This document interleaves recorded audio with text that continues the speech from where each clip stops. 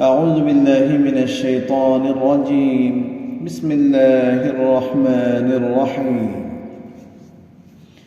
إذا زلزلت الأرض زلزالها وأخرجت الأرض أثقالها وقال الإنسان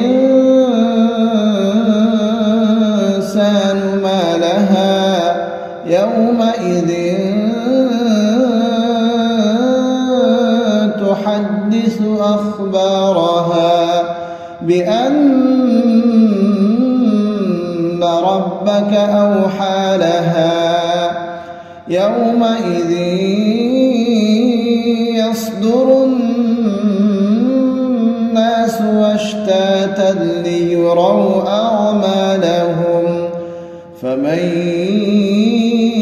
يعمل مثقال ذرة خيرا يره ومن